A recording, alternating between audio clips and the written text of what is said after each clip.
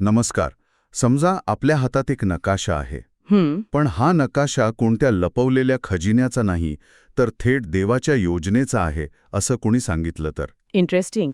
आज आपल्याला मिळालेल्या काही कागदपत्रांमध्ये नेमका असाच एक दावा केला आहे. या विश्लेषणाचा मुख्य मुद्दा हा आहे की यहुदी धर्मातील प्राचीन सण हे केवळ उत्सव नाहीत. तर ते एक भविष्यसूचक आराखडा आहेत. अगदी येशू ख्रिस्ताच्या जीवनाचा आणि भविष्यातील घटनांचा एक आराखडा. बरोबर. आणि हा आराखडा 2 भागांमध्ये विभागलेला आहे. म्हणजे वसंत ऋतूतील सण, जे येशूच्या पहिल्या आगमनाशी संबंधित आहेत, आणि शरद ऋतूतील सण, जे त्याच्या दुसऱ्या आगमनाबद्दल भाष्य करतात, असा हा एक संपूर्ण सिद्धांत आहे. आणि आपल्याला मिळालेले हे विश्लेषण एका कोरियन दस्तऐवजातून आले आहे, ज्यात बायबलमधील जुन्या आणि नवीन करारातील अनेक संदर्भ देऊन हा नकाशा उलगडून दाखवण्याचा प्रयत्न केला आहे. म्हणजे आपण एक कोडं उलगडणार आहोत, असं म्हणायला हरकत नाही. हो. चला तर मग बघूया हा सगळा काय प्रकार आहे आणि हे धागेदोरे कुठे जाऊन मिळतात.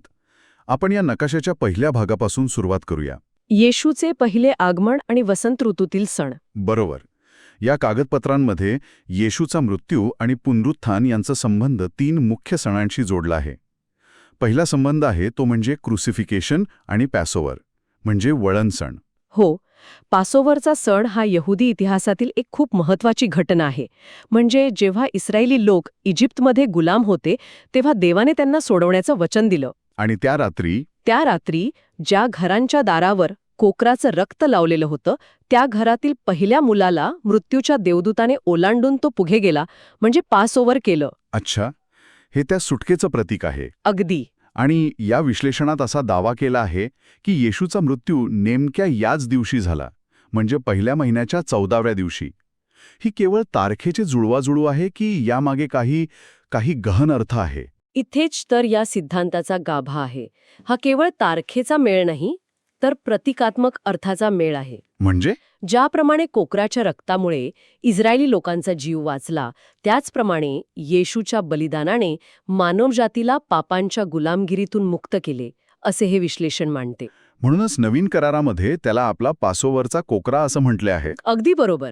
एका अर्थी हजारो वर्ष साजरा होणारा हा सण येणाऱ्या एका मोठ्या बलिदानाचा एक सूचक होता. वाह, म्हणजे हे सगळं शेकडो वर्षांपूर्वी लिहून ठेवलं होतं. हे अविश्वसनीय आहे. हो, आणि इतकंच नाही. स्तोत्रसंहितेत तर त्याच्या वधाचं तपशीलवार वर्णन आहे. त्यांनी माझे हात व पाय टोचले आहेत, ते माझ्या वस्त्रांसाठी चिठ्ठ्या टाकतात. हे सगळं घडण्याच्या कित्येक शतकांपूर्वी लिहिलं गेलं होतं. खरंय. ठीक आहे, म्हणजे मृत्यू पासोवरशी जुळला.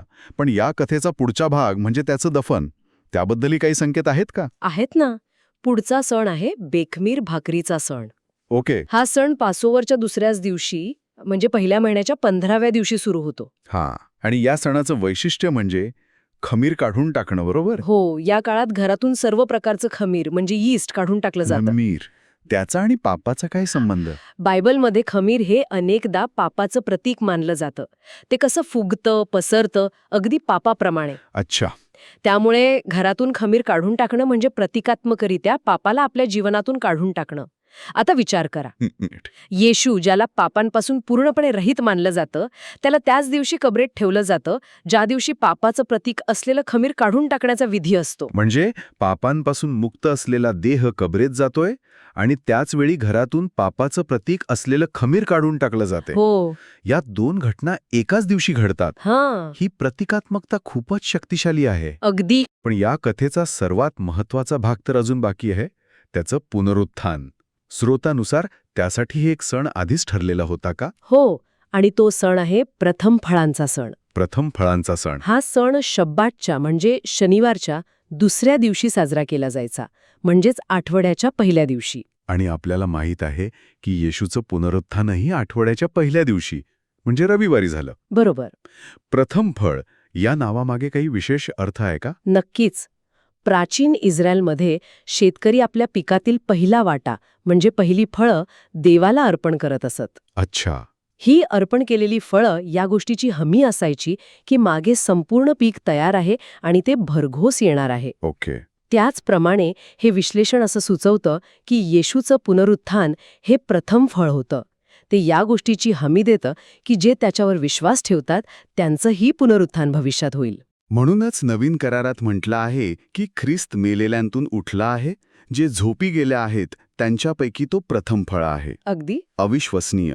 मृत्यू, दफन आणि पुनरुत्थान या तिन्ही घटना अचूकपणे 3 वसंत ऋतूतील सणांच्या दिवशी घडल्या. हो. म्हणजे नकाशाचा पहिला भाग तर अगदी तंतोतंत जुळतोय, पण हा स्रोत असा दावा करतो की नकाशात भविष्यातील गोष्टीही दाखवल्या आहेत, शरद ऋतूतील सणांबद्दल. बरोबर. इथेच हे प्रकरण अधिक गूढ आणि रंजक होत जातं.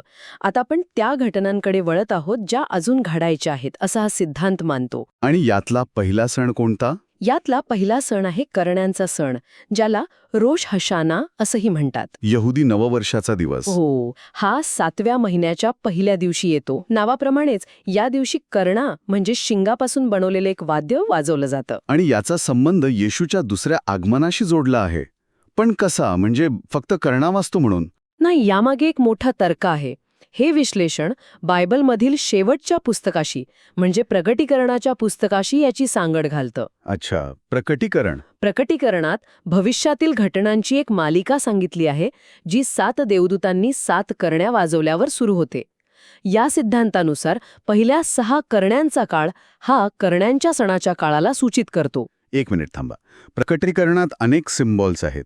7 करणे म्हणजे खरोखरच हाच सण, हे स्रोत इतक्या खात्रीने कसे सांगतो? यामागे आणखी काही तर्क आहे का? आहे. त्यांचा मुख्य आधार नवीन करारातील एका विशिष्ट वाक्यावर आहे. कोणतं वाक्य?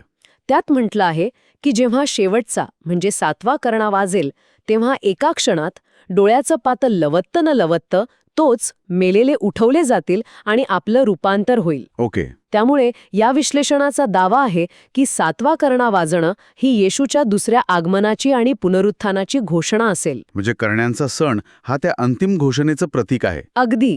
ठीक आहे. हे तर्कसंगत वाटतंय. म्हणजे करण्यांचा सण ही एक प्रकारची अंतिम अनाउन्समेंट आहे.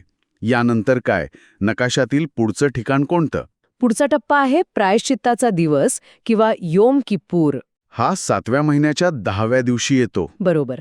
यहुदी धर्मात हा वर्षभरातील सर्वात पवित्र दिवस मानला जातो, जेव्हा पापांची क्षमा मागितली जाते. पण या स्रोतानुसार याची भविष्यसूचक पूर्तता ही एक खूप मोठी आणि गुंतागुंतीची प्रक्रिया आहे. आतापर्यंत आपण पृथ्वीवरील घटनांबद्दल बोलत होतो, पण मला वाटतं स्रोत आता एका अशा घटनेकडे लक्ष वेधतो जिचा परिणाम केवळ मानवावरच नाही, तर स्वर्गावरही होतो. अगदी. ही संकल्पना थोडी गुंतागुंतीची आहे, पण खूपच आकर्षक आहे. अगदी. या सिद्धांतानुसार प्रायश्चित्ताच्या दिवसाची पूर्तता ही येशूच्या आगमनानंतर सुरू होते आणि सैतानाला बंद करेपर्यंत चालते. यात अनेक टप्पे आहेत नाही का? हो, जसं की 7 पिढा पृथ्वीवर येणं, पाप करणाऱ्यांचा नाश होणं आणि सैतानाला 1000 वर्षांसाठी बंद करणं. पण ह्यातला सर्वात अनपेक्षित भाग म्हणजे स्वर्गीय गोष्टींचं शुद्धीकरण. हेच मला कळत नाहीये. स्वर्गीय गोष्टींचं शुद्धीकरण म्हणजे काय? स्वर्गात अशी कोणती गोष्ट आहे जिला शुद्ध करण्याची गरज आहे? हां, या संपूर्ण विश्लेषणातील कदाचित सर्वात गहन मुद्दा आहे. प्राचीन यहुदी परंपरेनुसार प्रायश्चित्ताच्या दिवशी केवळ लोकांच्या पापांसाठीच नाही, तर देवाच्या पवित्र निवासस्थानाच्या शुद्धीकरणासाठीही विधी केला जायचा. अगदी बरोबर. तर स्रोत या संकल्पनेला वैश्विक स्तरावर घेऊन जातो.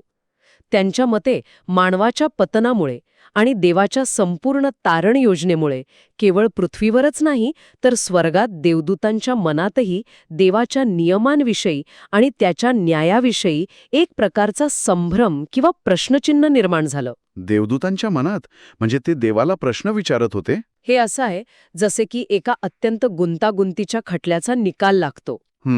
तेव्हा केवळ आरोपी निर्दोष सुटत नाही, तर कायद्याच्या पुस्तकातील एका कलमाचा अर्थही सर्वांसाठी कायमचा स्पष्ट होतो. अच्छा.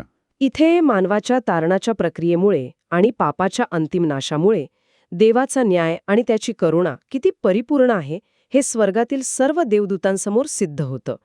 त्यांच्या मनात देवाच्या चारित्र्याबद्दल असलेली कोणतीही शंका दूर होते. यालाच स्वर्गीय गोष्टीचं शुद्धीकरण म्हटलंय. हो, आणि या घटनेमुळे त्यांची स्वतंत्र इच्छाशक्ती म्हणजे फ्री विल पूर्ण होते, कारण ते देवाच्या योजनेची परिपूर्णता पाहतात. वा, म्हणजे मानवाची तारणकथा ही केवळ मानवापुरती मर्यादित नाही, तर ती एक वैश्विक घटना आहे जिचा परिणाम स्वर्गातील देवदूतांवरही होतो. हा एक पूर्णपणे वेगळा दृष्टिकोन आहे. या वैश्विक नाटानंतर या नकाशावर शेवटचं काही शिल्लक आहे का? हो, शेवटचा आणि 6वा संबंध. तो आहे मंडपांचा सण किंवा सुक्कोत. हा 7व्या महिन्याच्या 15व्या दिवशी सुरू होतो. बरोबर. याला सुगीचा सण असंही म्हणतात, कारण तो पिकांच्या कापणीनंतर येतो. या सणामागेही एक मोठा ऐतिहासिक संदर्भ आहे. तो कोणता? इस्रायली लोक जेव्हा वाळवंटातून 40 वर्ष प्रवास करत होते, तेव्हा ते तात्पुरत्या झोपड्यांमध्ये किंवा मंडपांमध्ये राहत होते. अच्छा. त्या काळात देवाने त्यांचं रक्षण केलं आणि त्यांच्यासोबत वास्तव्य केलं, याचं स्मरण म्हणून हा सण साजरा केला जातो. आणि याची भविष्यसूचक पूर्तता. या स्रोतानुसार सैतानाला 1000 वर्षांसाठी बंद केल्यानंतर पृथ्वीवर जे देवाचं राज्य स्थापित होईल, तेच या मंडपांच्या सणाचं खरं आणि अंतिम स्वरूप असेल. म्हणजे देवाने पूर्वी जसं इस्रायली लोकांसोबत तात्पुरतं वास्तव्य केलं होतं, तसं तो संपूर्ण मानवतेसोबत कायमचं वास्तव्य करेल, हे त्याचं प्रतीक आहे. अगदी. प्रगटीकरणात उल्लेख असलेलं ते 1000 वर्षांचं राज्य. हेच का? अगदी तेच, ज्यात म्हटलं आहे की जे पहिल्या पुनरुत्थानात सहभागी होतील ते देवाचे आणि ख्रिस्ताचे याजक होतील आणि त्याच्यासोबत 1000 वर्ष राज्य करतील. म्हणजे शरद ऋतूतील हे 3 सण, करण्यांचा सण, प्रायश्चित्ताचा दिवस आणि मंडपांचा सण, हे सर्व येशूच्या दुसऱ्या आगमनाशी संबंधित घटनांनी पूर्ण होतील, असं हे संपूर्ण विश्लेषण सांगतं. बरोबर. तर आज आपण एका वेगळ्याच नकाशाचा प्रवास केला.